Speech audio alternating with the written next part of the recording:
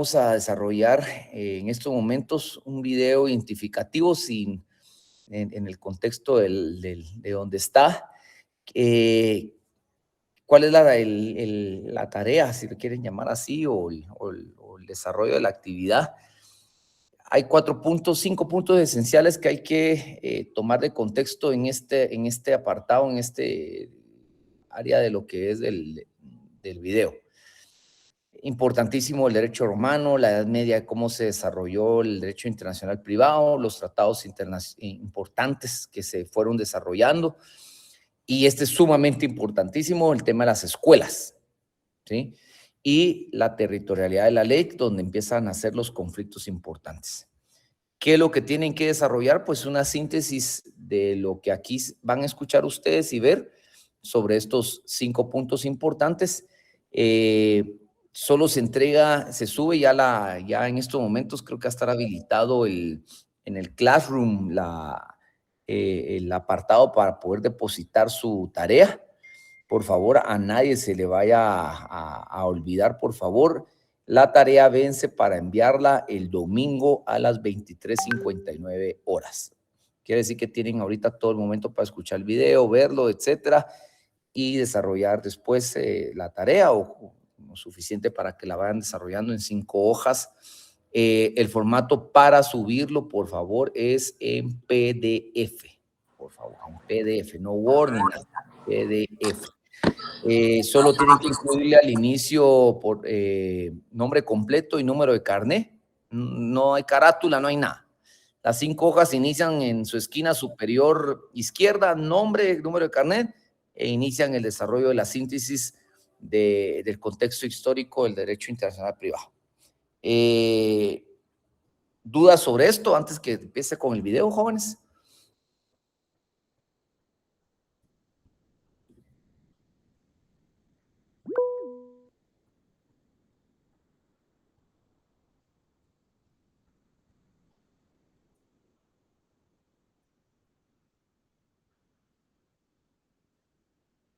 Buenas tardes, Lick. Yo solamente para indicarles a los compañeros, si en dado caso tienen algún problema en el transcurso de estos días de no poder subir su tarea al Classroom, me escriben y entonces pues yo ya les puedo dar otras alternativas para que puedan subirlo. Solo si llegaran a tener problemas para subirlo. Gracias, Maite. Sí, tenés razón porque siempre nos pasa a veces con este Classroom. Gracias, oíste. Bueno, escucharon bien, ¿verdad? ¿Dudas, jóvenes? Bueno, si no es así, entonces voy ahorita a colocar el video. Permítanme un momentito.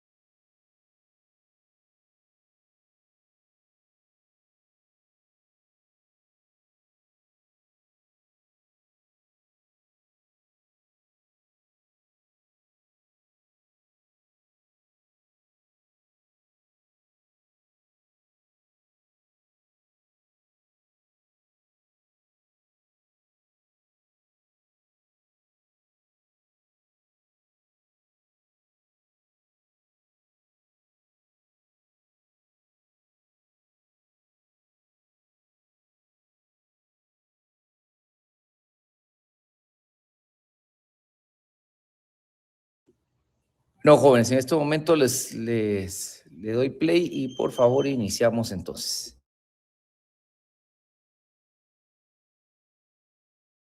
Encontrar la solución al mismo. No son normas sustantivas ni adjetivas, son normas indicativas. Ejemplo, pues tenemos los artículos del 24 al 35 y del 37 al 44 de la ley del organismo judicial. Bien, su fin no es solucionar un conflicto, sino indicar dónde se encuentra la solución del mismo. Dentro de los antecedentes históricos del derecho internacional privado, ¿sí? ¿Cuáles son los antecedentes históricos del mismo? Dentro de ellos encontramos de que pues sirven al ser humano conocer los antecedentes de la formación de cualquier rama del derecho, ¿sí? Los motivos que han dado origen al mismo y la razón de ser una rama del derecho. Entonces esto es muy importante para el ser humano conocer el origen de cualquier área del derecho, ¿sí? Entre los principales antecedentes históricos del derecho internacional encontramos, bueno, el origen. El derecho internacional privado nació cuando cesaron de existir las sociedades de vocación universalista, es decir, cuando apareció la república, los estados, los principados, los ducados, los reinados. Ahí nació el derecho internacional privado, cuando terminó la sociedad universalista, cuando se crean la república, los reinados, los principados, al desintegrarse el Sacro Imperio Romano y cuando se respetó la personalidad de los estados. En el derecho romano no existió un verdadero derecho internacional, pero sí una rama interna especial del derecho llamado ius gentium. Habían dos tipos de derecho en el derecho romano: el ius civile, que es el derecho de los ciudadanos, y el ius gentium, que es el aplicable a los extranjeros, que se concibió como el conjunto de reglas que la razón natural ha dictado en todas las legislaciones. En la Edad Media, en esta dominó la idea de la territorialidad de la ley. En esta época, los germánicos no impusieron sus leyes a los pueblos conquistados, sino que las preservaron. En cuanto a ellos, consideraron sus propias leyes como personales, las llevaban consigo a donde iban. En la Edad Media, entonces, los germánicos no imponían sus leyes a los pueblos, sino que dejaban que las preservaran, pues veían que esas leyes eran personales. Sí. Los glosadores y los posglosadores fueron juristas que, para resolver los conflictos de leyes, se dedicaron a glosar, comentar, parafrasear y clarificar las disposiciones del derecho romano y los digestos, así como los diferentes trabajos, como el Código de Justiniano, ¿sí?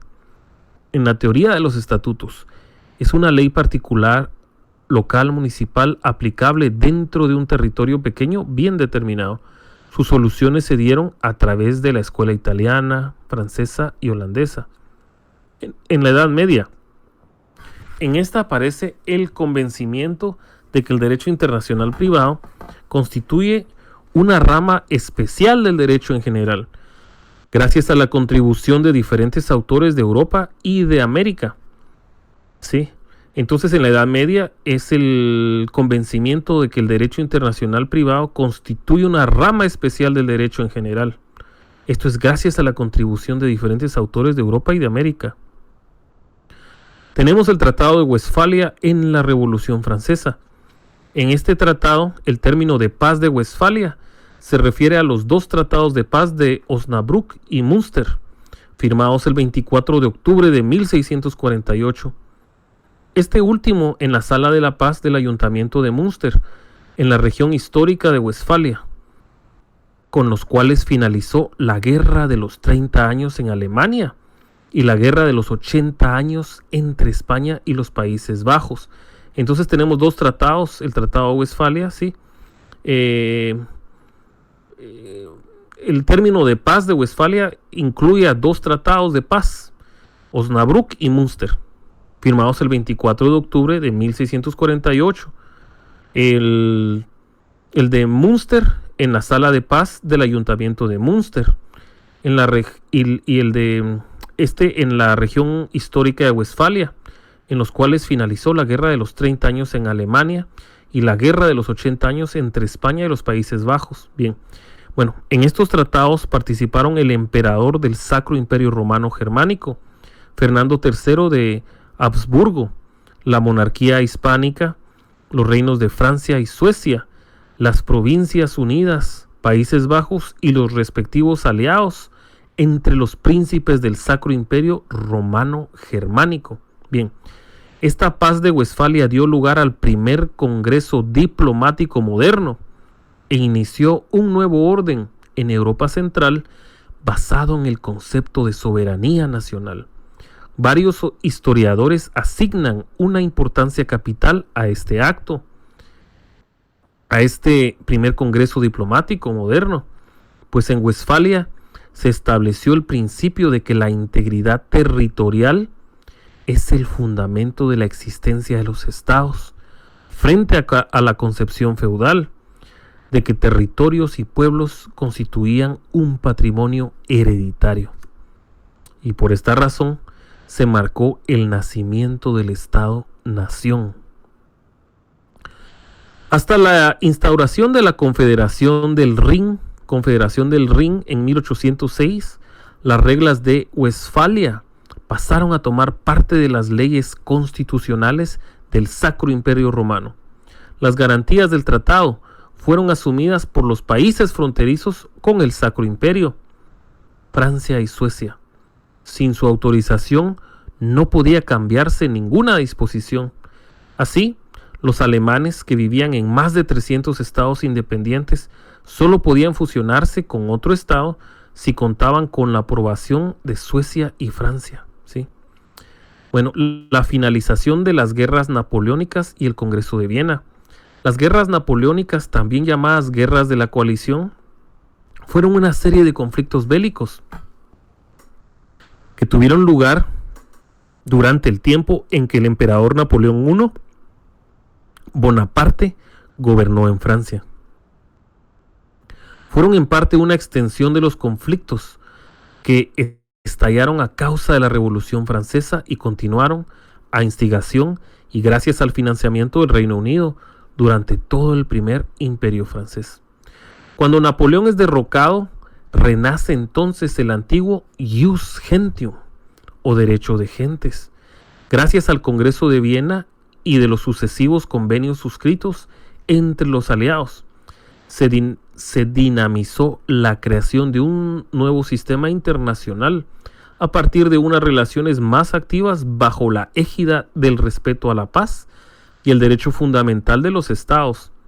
El Congreso de Viena fue un encuentro internacional celebrado en la capital austriaca, convocado con el objetivo de restablecer las fronteras de Europa tras la derrota de Napoleón Bonaparte y reorganizar las ideologías políticas del antiguo régimen.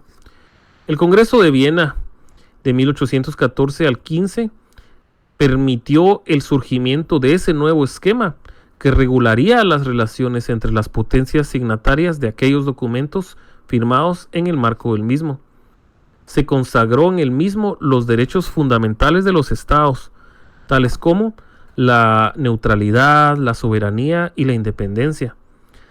Se estableció la cooperación en materia de extradición. En este congreso también se determinaron los tipos de estados que conformarían. Entonces el Estado federal, la confederación, mayormente estados compuestos. Asimismo, se consagró el principio de igualdad entre los estados. Se rechaza el uso de la fuerza y de las armas. También aportó al derecho de mar y marítimo, ramas jurídicas del derecho internacional privado, pues al tenerse que delimitar el uso de las aguas y de los ríos compartidos entre estados, se crearon principios y normas de derecho de mar que las potencias adoptaron y se comprometieron a respetar a favor de la navegación y del comercio de todas las naciones. El Congreso de Viena fue una conferencia entre las potencias vencedoras contra el Imperio Napoleónico. Entonces el Congreso de Viena se estableció en contra de Napoleón, cuyo objetivo fue rediseñar el mapa europeo y alcanzar un equilibrio para garantizar la paz en toda Europa. Después de la Primera Guerra Mundial, los principios de derecho de gentes, el ius gentium, el de los extranjeros, planteados y reafirmados en este Congreso, sentaron las bases para el moderno derecho internacional y las relaciones entre los estados, un hecho sin precedentes en la historia de la humanidad y en la evolución de las disciplinas que se ocupan del quehacer internacional. Bueno, las guerras mundiales, hablemos de la Primera Guerra Mundial, anteriormente llamada la Gran Guerra, fue una confrontación bélica centrada en Europa que empezó el 28 de julio de 1914 y finalizó el 11 de noviembre de 1918, cuando Alemania aceptó las condiciones del armisticio. Recibió el calificativo de mundial porque se vieron involucradas todas las grandes potencias industriales y militares de la época, divididas en dos alianzas. Por un lado, la Triple Alianza, formada por las potencias centrales, el Imperio Alemán y Austria, Hungría, Italia, que habían sido miembros de la Triple Alianza junto a Alemania y Austria-Hungría, no se unió a las potencias centrales, pues Austria, en contra de los términos pactados, fue la nación agresora que desencadenó el conflicto. Entonces, Austria y Hungría, no se unió a las potencias centrales. Bien. Por otro lado, se encontraba la Triple Entente, formada por el Reino Unido, Francia y el Imperio Ruso. Ambas alianzas sufrieron cambios y fueron varias las naciones que acabarían ingresando en las filas de uno u otro bando según avanzaba la guerra. Italia, el Imperio de Japón y Estados Unidos se unieron a la Triple Entente, mientras el Imperio Otomano y el Reino de Bulgaria se unieron a las potencias centrales. Más de 70 millones de militares, de los cuales 60 millones eran europeos, se movilizaron y combatieron en la entonces guerra más grande de la historia. Hasta antes del comienzo de la Segunda Guerra Mundial, esta guerra era llamada Gran Guerra o Guerra Mundial, expresión esta última que en Alemania comenzó a utilizarse desde su comienzo, el Weltkrieg, aunque se generalizó en Francia, Guerre Mondiale, y el Reino Unido, World War, en la década de 1930, mientras que en Estados Unidos la denominación se impuso a través de su intervención en 1917, ya que allí se conocía como Guerra Europea. Aunque el imperialismo que venían desarrollando desde hacía décadas, las potencias involucradas fue la principal causa subyacente, el detonante del conflicto se produjo el 28 de junio de 1914 en Sarajevo con el asesinato del archiduque Francisco Fernando de Austria. Archiduque Francisco Fernando de Austria. En 1917 a manos de Gavrilo Princip, un joven nacionalista serbio. En 1819 este suceso desató una crisis diplomática cuando Austria-Hungría dio un ultimátum al Reino de Serbia y se invocaron las distintas alianzas internacionales forjadas a lo largo de las décadas anteriores. En pocas semanas, todas las grandes potencias europeas estaban en guerra y el conflicto se extendió a muchas otras áreas geográficas. El 28 de julio, los austrohúngaros iniciaron las hostilidades con el intento de invasión de Serbia, mientras Rusia se movilizaba. Alemania invadió Bélgica, que se había declarado neutral, y Luxemburgo en su camino a Francia. La violación de la soberanía belga llevó al Reino Unido a declarar la guerra a Alemania. Los alemanes fueron detenidos por los franceses a pocos kilómetros de París y se inició una guerra de desgaste. Entre las líneas de trincheras apenas sufrirían variación alguna hasta 1917. Este frente es conocido como Frente Occidental.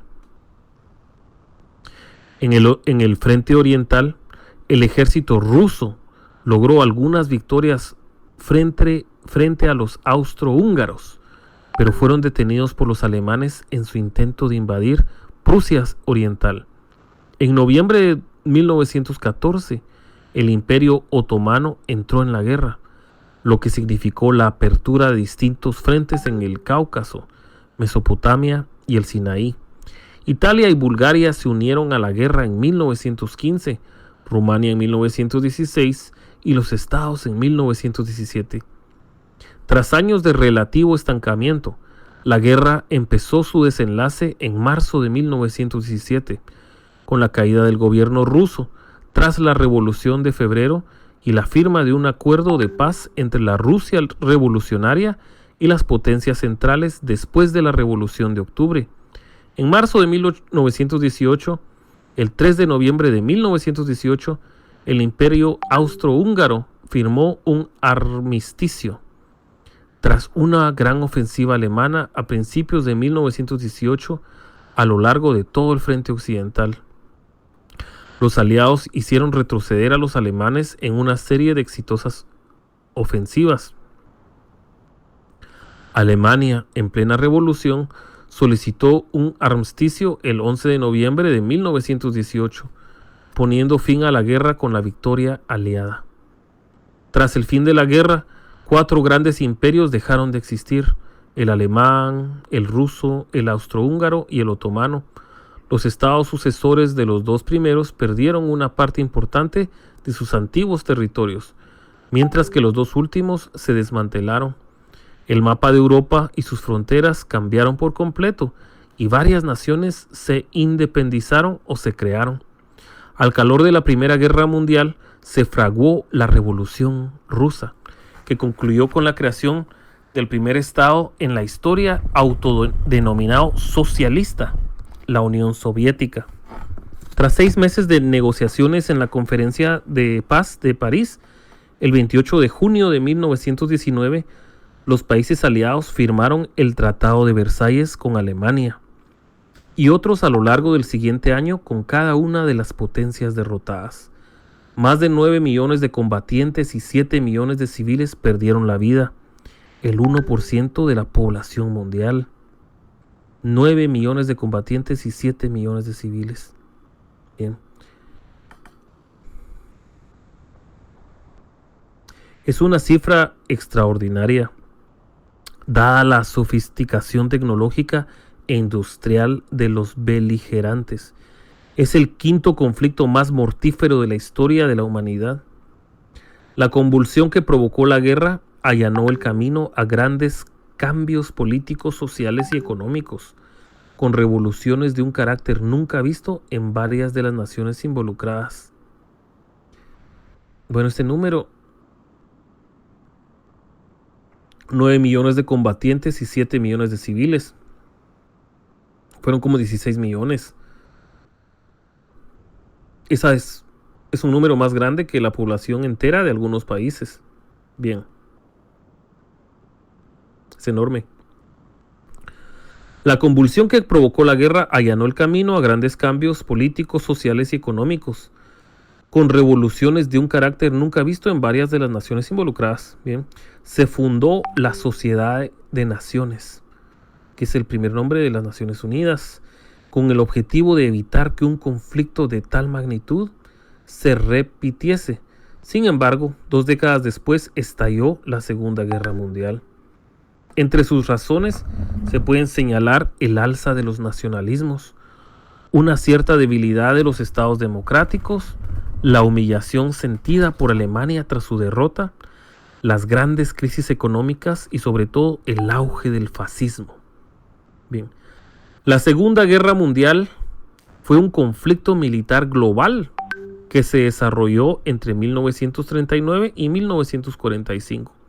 En ella se vieron implicadas la mayor parte de las naciones del mundo, incluidas todas las grandes potencias, agrupadas en 2 alianzas militares enfrentadas: los aliados de la Segunda Guerra Mundial y las potencias del eje.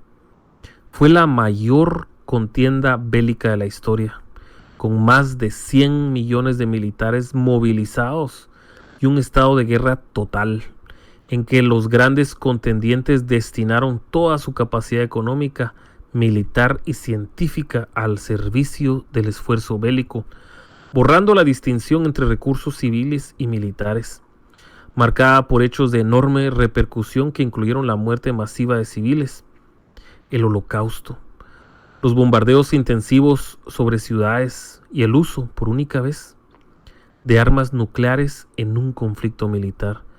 La Segunda Guerra Mundial fue la más mortífera de la historia, con un resultado de entre 50 y 70 millones de víctimas, 2.5% de la población mundial.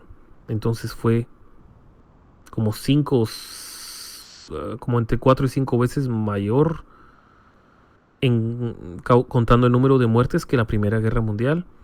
Y en la primera fue el 1.5 de muertos de la población mundial, en esta fue el 2.5 de la población mundial. En ese entonces el número cambia de la población mundial, ¿verdad? Entonces los porcentajes cambian y obviamente es mayor el número de muertos en relación al porcentaje.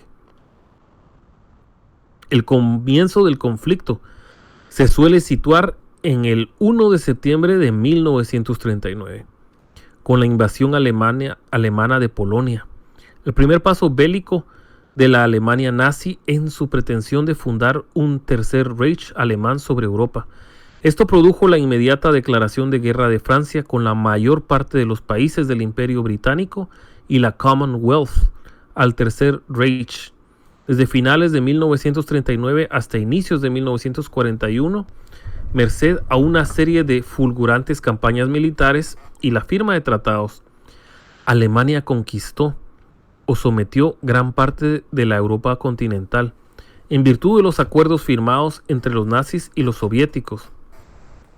La nominalmente neutral Unión Soviética ocupó o se anexionó territorios de las 6 naciones vecinas con las que compartía frontera en el oeste. El Reino Unido y la Commonwealth se mantuvieron como la única gran fuerza capaz de combatir contra las potencias del eje en el norte de África y en una extensa guerra naval. En junio de 1941 las potencias europeas del eje comenzaron la invasión de la Unión Soviética, iniciando así la más extensa operación de guerra terrestre de la historia, en la que desde ese momento se empleó la mayor parte del poder militar del eje. En diciembre de 1941, el Imperio del Japón, que había estado en guerra con China desde años anteriores de 1937 y pretendía expandir sus dominios en el sudeste asiático, atacó a los Estados Unidos y a las posesiones europeas, francesas, británicas y neerlandeses en Asia y el Océano Pacífico, conquistando rápidamente gran parte de la región. El avance de las fuerzas del eje fue detenido por los aliados en 1942 tras la derrota de Japón en varias batallas navales y de las tropas europeas del eje en el norte de África y en la decisiva batalla de Stalingrado en 1943 como consecuencia de los diversos reveses de los alemanes en Europa del Este, la invasión aliada de la Italia fascista y las victorias de los Estados Unidos en el Pacífico. El eje perdió la iniciativa y tuvo que emprender la retirada estratégica en todos los frentes. En 1944, los aliados occidentales invadieron Francia, al mismo tiempo que la Unión Soviética recuperó las pérdidas territoriales y ambos invadían Alemania. La guerra acabó con una victoria total de los aliados sobre el eje en 1945 y la liberación de los prisioneros en campos de exterminio. La guerra en Europa terminó con la captura de Berlín por tropas soviéticas y polacas y la consiguiente rendición incondicional alemana el 8 de mayo de 1945. La Armada Imperial japonesa resultó derrotada por los Estados Unidos y la invasión del archipiélago japonés se hizo eminente. Tras el bombardeo atómico sobre Hiroshima y Nagasaki por parte de los Estados Unidos y la invasión soviética de Manchuria, la guerra en Asia terminó el 15 de agosto de 1945, cuando Japón aceptó la rendición incondicional. La Segunda Guerra Mundial alteró las relaciones políticas y la estructura social del mundo. La Organización de las Naciones Unidas fue creada tras la conflagración para fomentar la cooperación internacional. Entonces aquí está el punto clave, que la Organización de las Naciones Unidas, ¿sí?, fue creada tras la conflagración para fomentar la cooperación internacional y prevenir futuros conflictos. La Unión Soviética y los Estados Unidos se alzaron como superpotencias rivales, estableciéndose al escenario para la Guerra Fría, que se prolongó por los siguientes 46 años. Al mismo tiempo, declinó la influencia de las grandes potencias europeas, materializada en el inicio de la descolonización de Asia y África. La mayoría de los países cuyas industrias habían sido dañadas iniciaron la recuperación económica, mientras que la integración política, especialmente en Europa, emergió como un esfuerzo para establecer las relaciones de posguerra. Entonces, acá establecemos, ¿sí?, que las Naciones Unidas fue creada después de la Segunda Guerra Mundial, y esto dio origen bastante, pues, al derecho internacional privado, ¿sí? Las escuelas históricas en el derecho internacional privado. Tenemos la escuela italiana. En Roma, los casos internacionales se regían por el ius gentium, ¿sí?, una legislación especial aplicada por los pretores peregrinos y reconocida por los juristas romanos. Los casos de derecho privado que involucraban a extranjeros nacieron como consecuencia del derecho del comercio internacional. En efecto, es básicamente la lex mercatoria la que da origen a los primeros conflictos de leyes con nacionales de otros estados. La escuela italiana, en ausencia de normas legales que le permitiera solucionar a los conflictos de leyes, dirigió su pensamiento en busca de principios destinados a ese propósito. Para esos efectos, comentando o glosando los textos romanos. Para ello, los primeros juristas pertenecientes a esta escuela recibieron el nombre de glosadores. Las glosas más importantes fueron la de Magister Aldricus y la glosa de Accurcio. En 1928, el profesor boloñés Francesco Accursius o Accurcio, al comentar el primer título del libro de Codex, que contiene el denominado Cunctus Populus, impuso a los tribunales de Modena el deber de aplicar en ciertos casos el derecho de Bolonia, ya que en una entidad política la ley solo se aplica a los súbditos y que por ello la ley de Modena no se aplica al boloñés, ¿sí? Muy bien. Entonces, básicamente en el año de 1228, este profesor boloñés Francesco comenta en el capítulo de este libro de Codex que el derecho de Bolonia solo se aplica a los súbditos y la ley de Modena no se aplica al boloñés. Entonces hizo una distinción. Posteriormente, en el siglo XIV, aparecieron otros juristas denominados postglosadores, quienes fueron los verdaderos expositores de la escuela estatutaria italiana. Entre ellos, los más notables fueron el Bartolo de Sasso Ferrato, de 1314 a 1357, ¿sí?, y cuyos escritos, podemos afirmar, constituyen el verdadero asiento científico del derecho internacional privado. Los postglosadores analizan las relaciones jurídicas en cada caso, buscan la aplicación más circunscripta, sin perder de vista la calidad y clasificación de los estatutos. A fines del siglo XII, con el auge de ferias y mercados europeos, se acrecentó en forma gradual el intercambio comercial, dando origen a la Lex Mercatoria. Dicha ley se podría caracterizar, como lo hace Marzorati, en un derecho consuetudinario, profesional y subjetivo. Ahora, la escuela francesa del siglo XVI. Dentro de ella se clasificaba a los estatutos en reales y personales. Los reales tenían aplicación territorial y se referían, por ejemplo, al derecho de propiedad. Los personales tenían aplicación extraterritorial y se referían, por ejemplo, a temas de capacidad. Entonces, esta escuela francesa tiene estatutos reales y personales. Reales a la propiedad y personales a temas de aplicación extraterritorial y, por ejemplo, la capacidad. Bien. Bertrand de Argentré, de 1519 a 1590. Este juez y maestro de derecho en Francia agregó la categoría de estatutos mixtos. En ellos existía preferencia por el estatuto real. Para este autor, la solución de los casos ius privatistas internacionales era en principio territorialista, ¿sí? Muy bien, entonces hasta el momento vamos con la escuela italiana, ¿verdad? Que se regía por el ius gentium, ¿sí? Y el derecho privado involucraba a los extranjeros. Y la lex mercatoria fue la que inició los conflictos de leyes. Y bueno, tenemos a los glosadores, ¿sí? Y entre ellos tenemos al Magister Aldricus y Glosia de Accurcio. Y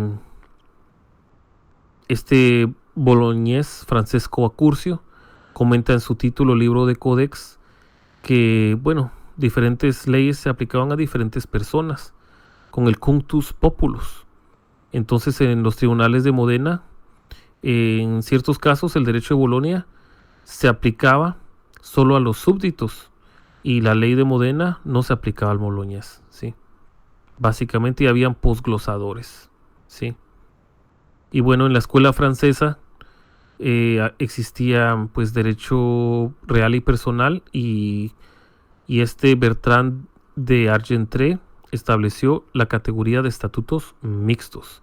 Ahora veamos la escuela holandesa del siglo XVII.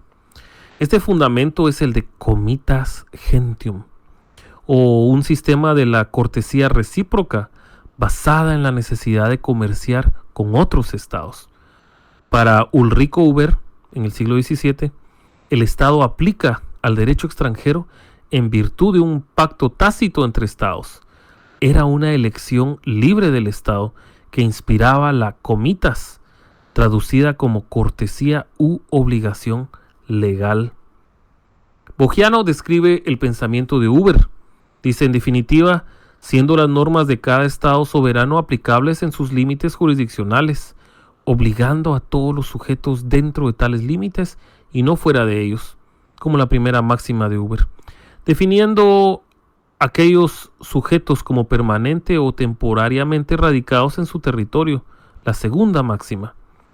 El principio territorial, así entendido, podía exceptuarse en virtud de normas locales de derecho internacional privado. La tercera máxima, la cual los jefes de los estados id comiter obran de suerte en que las leyes de cada estado, después de haber sido aplicadas en los límites de sus territorios, conservan sus efectos en todo lugar, con tal que ni los otros estados ni sus súbditos sufran menoscabo en su poder o derecho.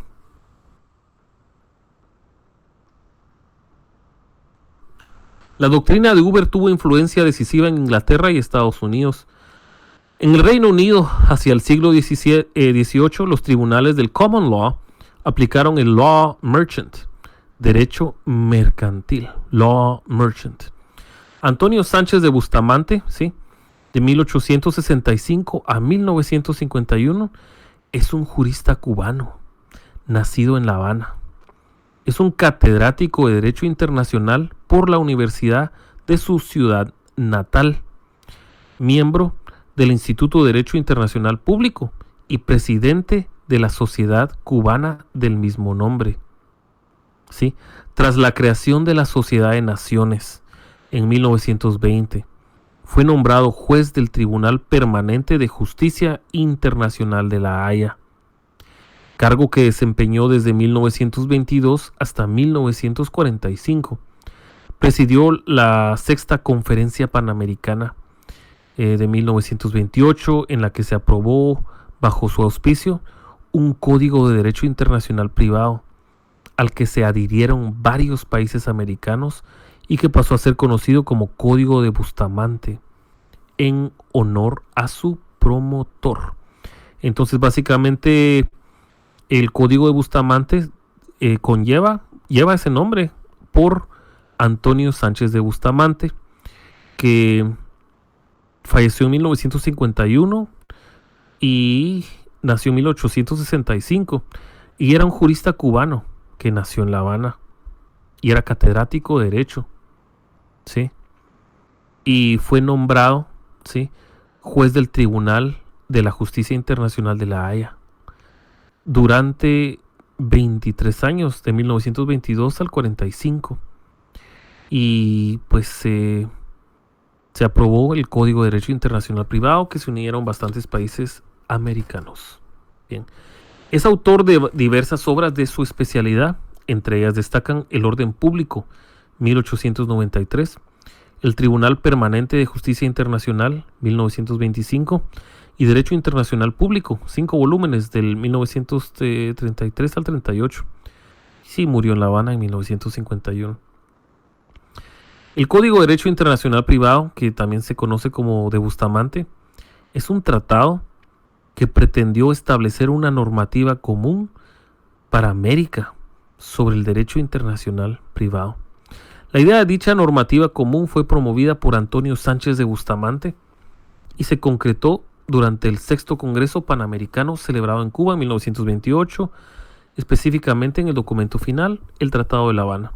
Se adjunta en el anexo el Código de Derecho Internacional Privado. El código en cuestión no tuvo gran aceptación. Estados Unidos se retiró a mitad de las negociaciones.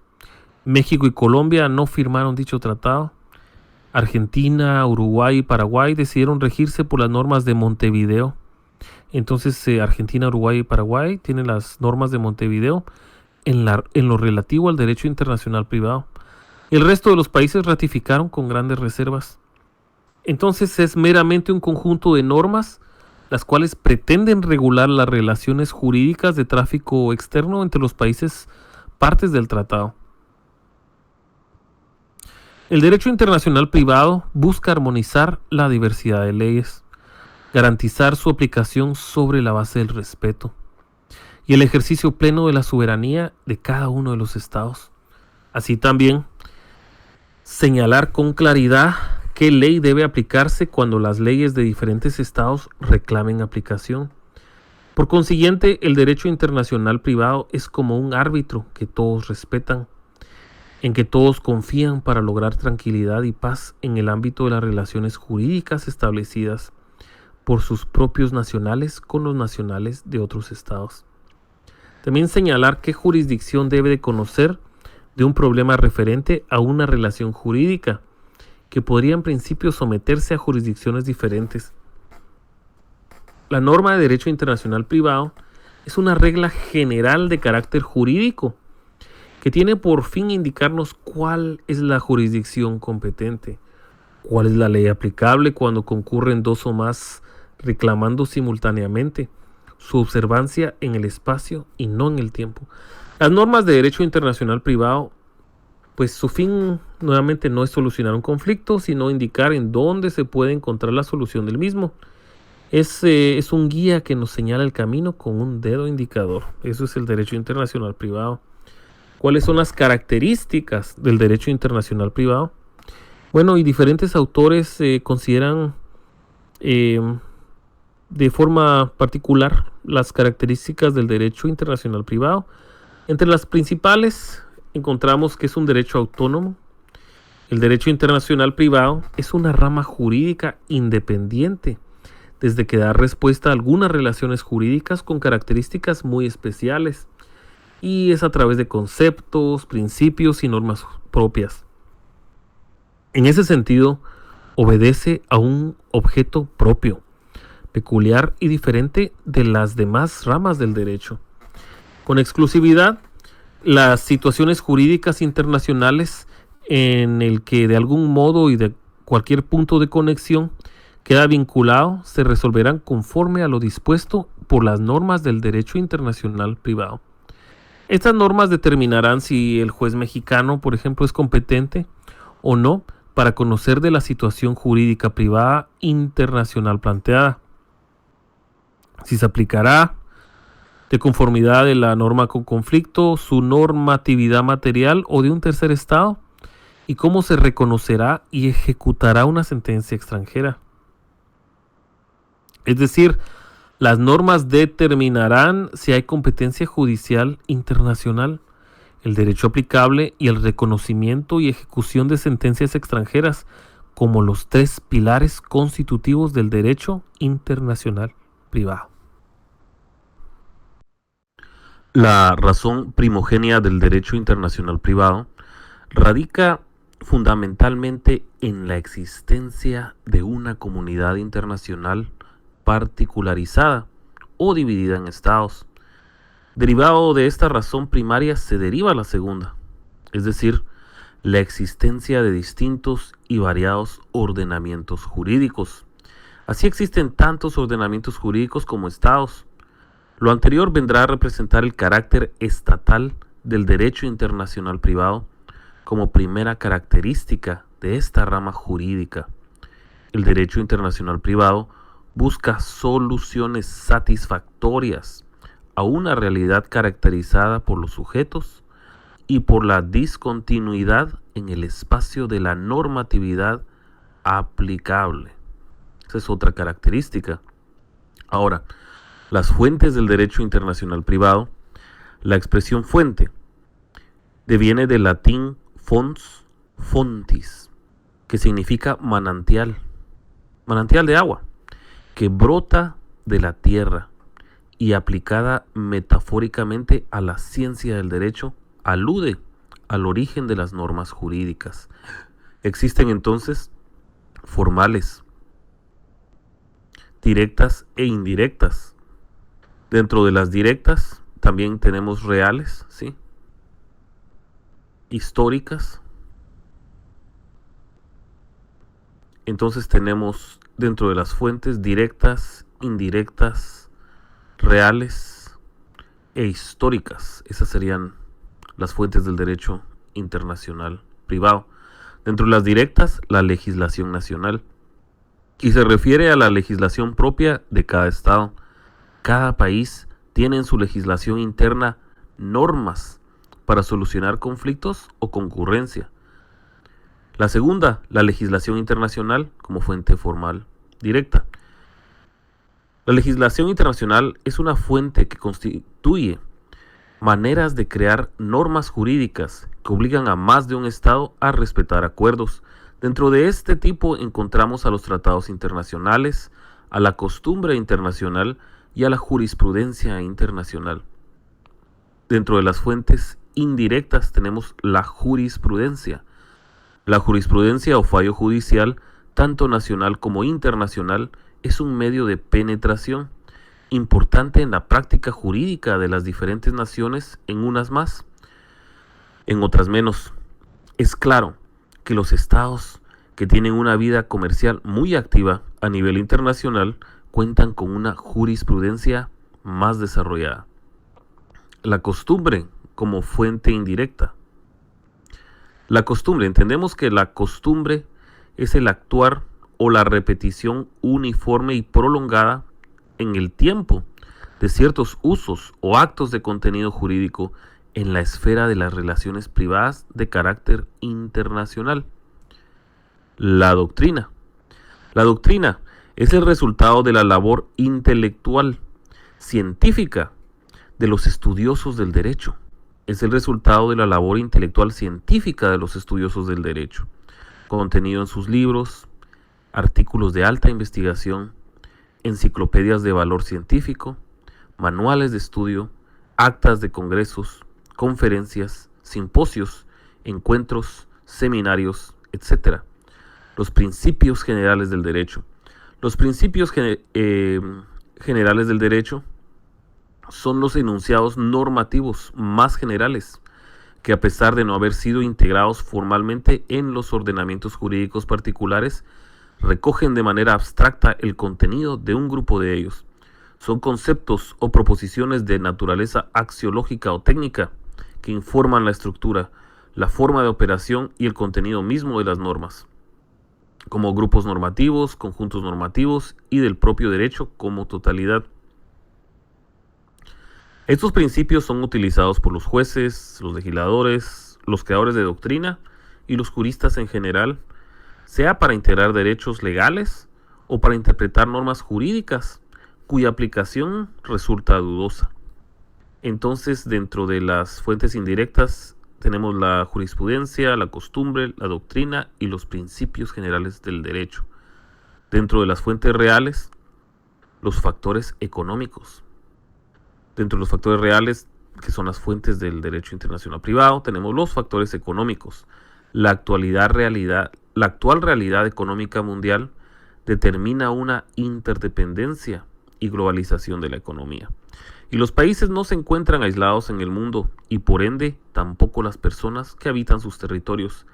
El comercio internacional es un factor determinante para buscar la regulación adecuada de las relaciones privadas internacionales y los conflictos que se derivan de las mismas. Factores políticos consisten en la lucha del poder, por el poder, que determinó la división territorial del mundo y son la base sobre la cual se sustenta la diversidad de sistemas jurídicos. El derecho internacional privado moderno es elaborado en el marco de una cooperación internacional con la finalidad de la regulación de las relaciones privadas internacionales. La naturaleza cosmopolita del hombre. El ser humano es un ser sociable que se relaciona con sus semejantes. Por otra parte, es inteligente y esencialmente inventivo. Su naturaleza lo inclina a tratar de mejorar y este deseo lo ejercita por medio de sus relaciones en todos los planos, en todos los territorios. Se relaciona comercialmente, civilmente, etc. y a veces se involucra plenamente. Esas serían entonces las fuentes reales. Ahora, fuentes reales serían factores económicos, factores políticos y la naturaleza del hombre, cosmopolita del hombre. Las fuentes históricas, pues la escuela italiana, los exponentes serían Bartolo Saxo Ferrato y Charles Dumoulin. Dentro de las fuentes históricas, la escuela italiana, primero Bartolo Saxo Ferrato. Dice que, el estatuto de un territorio se aplica a quienes son súbditos. Si la respuesta es afirmativa, entonces el estatuto es de portada y extraterritorial.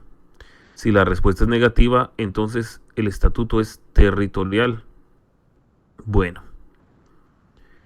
Distinguió dentro del estatuto que se referían a contratos y a otros.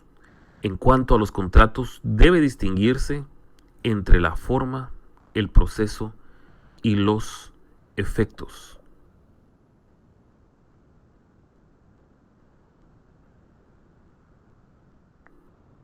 Charles Dumoulin dio más importancia a la territorialidad, probablemente influenciado a su origen francés. Su principal método consiste en haber enunciado el principio de la autonomía de la voluntad. Estos son de la escuela italiana. La escuela francesa, su máximo exponente fue Bertrand de Argentre. Su idea fundamental fue que los estatutos son territoriales, lo cual caracterizó y en cierto modo todavía caracteriza a los franceses, de que todos los estatutos son reales y excepcionalmente personales. Es tributario de la falsa idea que confundió soberanía con propiedad de la tierra. Escuela contrariamente a la escuela italiana. Es un esfuerzo por elaborar unas pocas normas de carácter general que dieran soluciones a los conflictos. Luego, Bustamante. Bustamante resume los problemas de los conflictos de leyes en 3 preguntas. ¿Por qué se aplican las leyes extranjeras en territorios que no son aquellos para los cuales fueron omitidas? Otra vez la pregunta es, ¿por qué se aplican las leyes extranjeras en territorios que no son aquellos para los cuales fueron emitidas. Y responde por la interdependencia de los estados, otros por cortesía, otros se fundamentan en la naturaleza humana. Esa es la primera pregunta. La segunda es, ¿qué clase de leyes tienen o no eficacia extraterritorial? ¿Y cuál es el motivo determinante de la diferencia? Y respondiendo, se distingue entre leyes de orden privado y leyes de orden público internacional, ¿sí? Y la tercera pregunta sería, ¿qué instituciones o relaciones jurídicas corresponden a cada uno de los grupos de leyes antes mencionadas? Responde al orden privado, pertenece la autonomía de la voluntad, y al orden público interno, pertenecen al Estado. Nuevamente la pregunta es, ¿qué instituciones o relaciones jurídicas corresponden a cada uno de los grupos de leyes antes mencionadas? Responde al orden privado, pertenece la autonomía de la voluntad, al orden público interno y pertenecen al Estado, ¿sí? Bien, esas serían las tres preguntas de Bustamante. Entonces, dentro de las escuelas históricas del derecho internacional privado, tenemos la italiana, dentro de ella Bartolo Saxoferrato, Charles Dumoulin, y luego pues la escuela francesa, y Bertrand y Argentre fue el principal expositor, y luego también pues tenemos lo que es Bustamante, ¿sí? Dentro de las escuelas históricas. Ahora, foros de competencia. Definición. Es la competencia judicial civil internacional diseñada por puntos de conexión. Puede ser autónoma o convencional, dependiendo de la normativa competencial en la que se insertan. Esto dice Sonia Rodríguez de la Universidad Autónoma de México. Es la competencia judicial civil internacional diseñada por puntos de conexión. Puede ser autónoma o convencional, ¿sí? En el ámbito del derecho internacional privado, es la elección de la jurisdicción o tribunal en donde se puede presentar una demanda. En el foro de competencia se hace alusión a aquella circunstancia concreta a cuya luz los tribunales de un Estado se declaran competentes para conocer de un supuesto de tráfico jurídico externo. Tradicionalmente, los foros de competencia han sido encuadrados en dos grupos. Uno, de carácter objetivo, ya que operan con independencia de la voluntad de las partes y se sirven de criterios tanto personales como territoriales para localizar el tribunal competente, nacionalidad o domicilio de alguna de las partes, lugar donde se firma el contrato, lugar donde se encuentra el bien o lugar donde se produce el daño, ¿sí? De carácter subjetivo, derivados de la voluntad de las partes, pues en el ejercicio de su autonomía de la voluntad y dentro de los límites establecidos por el ordenamiento estatal, los intervinientes en un negocio jurídico pueden acordar la sumisión de sus litigios, presentes o futuros, a los tribunales de un Estado determinado, acuerdo de elección de foro. Y aún sin necesidad de un acuerdo expreso de elección por vía de la sumisión tácita, es decir, por el hecho de presentar el actor la demanda ante los tribunales de un Estado determinado y comparecer el demandado sin impugnar la competencia judicial de dicho tribunal. Hay que tener en cuenta otros criterios de competencia judicial más excepcionales, que se basan en circunstancias procesales relacionadas con otros litigios o con la aplicación del propio derecho en el proceso. Los foros usuales son aquellos que otorgan competencia judicial internacional a los tribunales de un Estado en razón de un criterio razonable entre otros muchos. Se consideran foros exorbitantes aquellos que atribuyen competencia judicial internacional en razón de un criterio desproporcionado o excesivo. Algunos conceptos importantes para comprender el estado actual del tema de la competencia internacional. Se deben tener presentes las siguientes circunstancias para comprender el estado actual sobre la competencia internacional. Competencia directa e indirecta. En la jurisdicción directa, el juez analiza su propia jurisdicción para entender en un proceso con elementos extranjeros relevantes a efectos de tramitar el proceso de conocimiento y dictar una sentencia. En la jurisdicción indirecta, el juez analiza la competencia del juez extranjero, que ya dictó un fallo, a efecto de ver si se cumplió el requisito de la competencia para reconocer y ejecutar ese fallo en el estado receptor, ¿sí? foros concurrentes y foros exclusivos. La elección de los criterios de jurisdicción dependerá de un conjunto de circunstancias y de diversos criterios.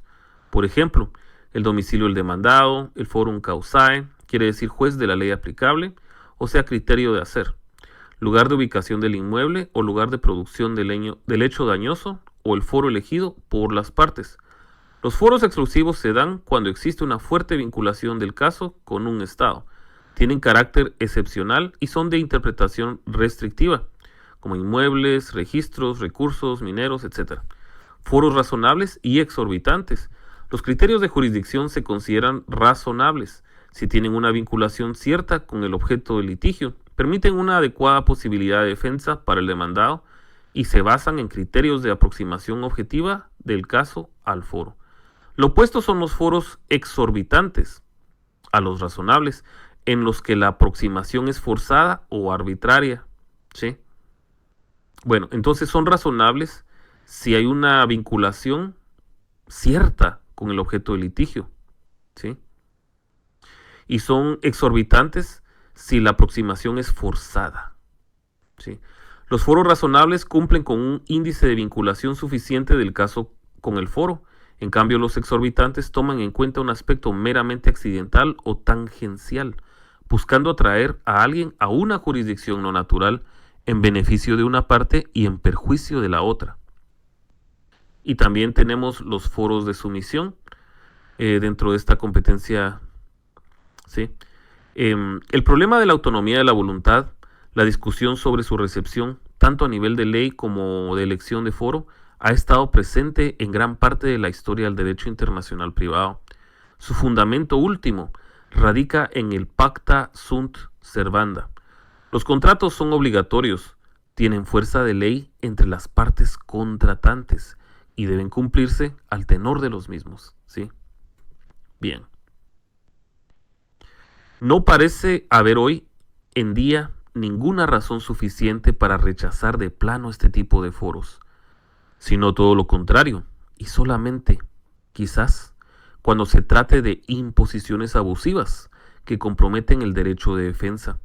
Marcar algunas excepciones, aunque las más frecuentes ya se abarcan por normativa especial, como el foro del consumidor, por ejemplo.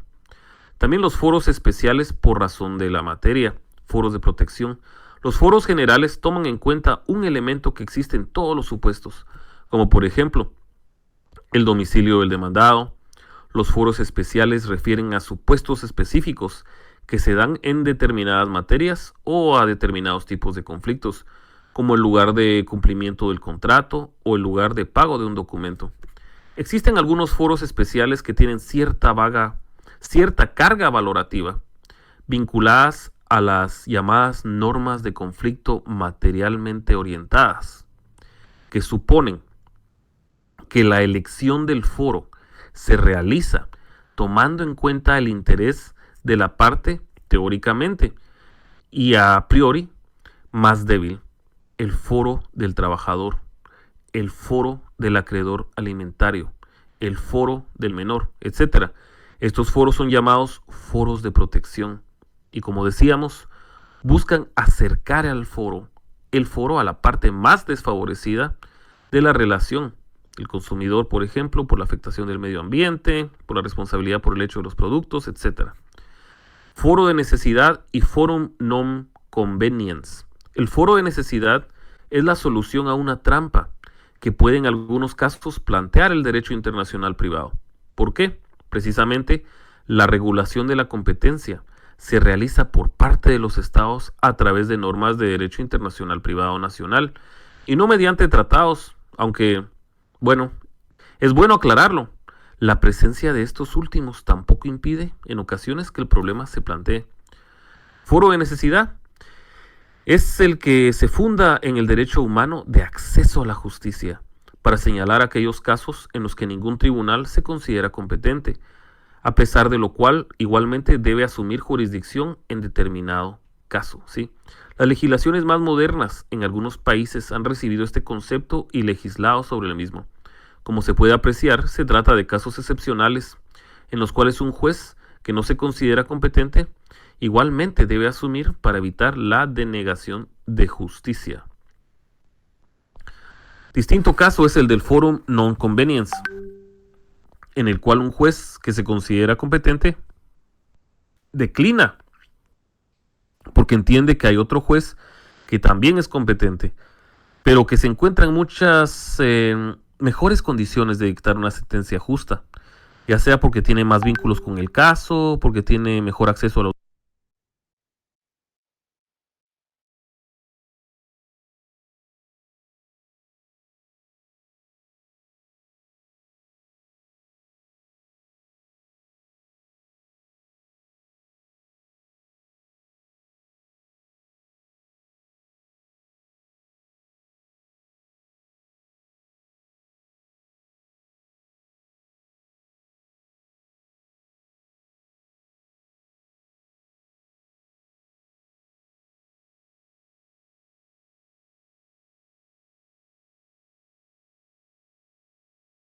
Bueno, a ver, jóvenes, bueno, ahí están o ya se me durmieron.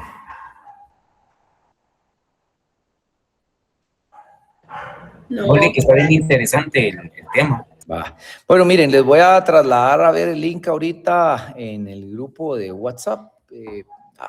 Miren, aquí este video tiene un resumen, creo que la base,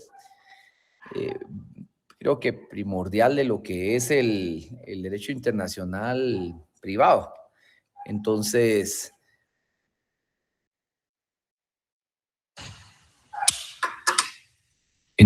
creo que de una manera les puedo ayudar. Entonces voy a mandar el link y creo que les puedo ayudar para el resto, porque incluso la primera parte del video tiene lo que es todo lo relacionado al fundamento, a la razón, a la finalidad del derecho internacional privado, que era más o menos en resumen lo que hemos venido hablando en clase. Bueno, escucharon creo que toda la parte histórica. Igual les voy a mandar el link por si quieren repasarlo o pueden tenerlo ahí para que les ilustre. Pero me faltaba la parte histórica porque es un contexto muy general y si ustedes ya se dieron cuenta, pues es un tema pues, sobre derecho internacional privado en escuelas de derecho en México. No es general, entonces puede ser que más adelante le van a encontrar un contexto más mexicano al tema, pero creo que la primera parte más la historia es fundamental para el curso. Aquí donde les dejé aquí, porque aquí eran foros de competencia donde tenía que haber terminado el tema a suspender a ustedes el video para lo que tienen que hacer, ¿oyeron? Entonces, como les voy a mandar el link, en teoría es en el minuto, ahorita les digo aquí, 1.01. Aquí, ahí termina, ¿oyeron? Bueno, igual les voy a mandar el link para que lo tengan ahí en el chat. Bueno, jóvenes, ¿dudas de lo que tienen que hacer antes de terminar la clase?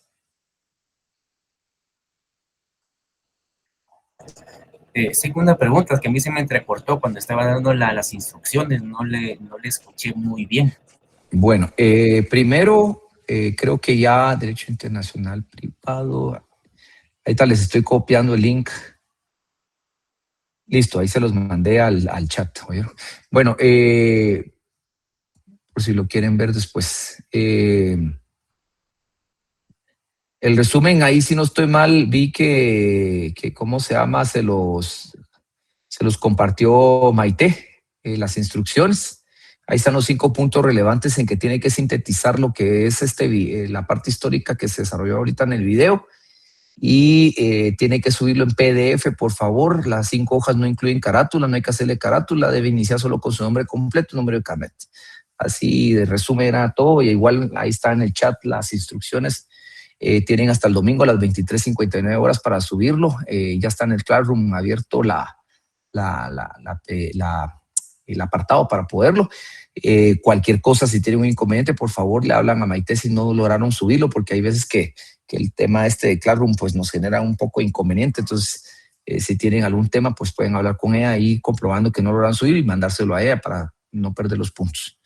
Bueno, listos, jóvenes, por favor, les voy a pedir que abran sus cámaras, por favor, para dar por terminado y dar por el cierre para el curso correspondiente el día de hoy. ¿Me hacen favor?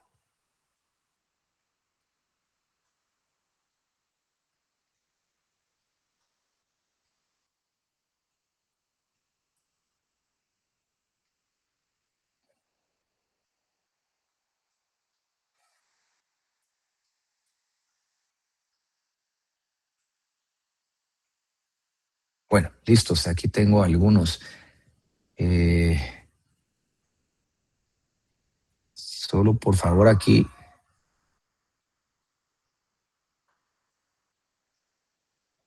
Listo, bueno, estamos. Por favor, entonces vamos a estar ahí. Permítame. Listos. Estamos entonces, jóvenes. Nos vemos el día martes, Dios mediante, Dios lo permita. Pasen ustedes un buen fin de semana ante todo y pues un fin de semana que puedan compartir y ante todo pues disfrutar y ante todo pues en lo que puedan ahí pues compartir con Dios también. Así que es un momento y así que muy feliz también término del mes. Así que los veo el día martes para iniciar agosto, que serían ya nuestras últimas clases para llegar al examen del primer parcial. Pasen una muy feliz tarde, pues cuídense. Buenas noches, doctor.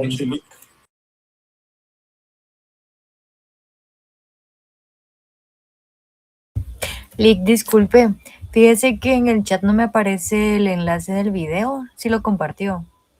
A mí me parece que ya se envió. En WhatsApp fue. Ah, en WhatsApp. Ah, creí que era por acá, disculpe. Y en WhatsApp Gracias. también están las instrucciones, ahí las subió Maite. Gracias, Lick. Feliz noche. Feliz noche.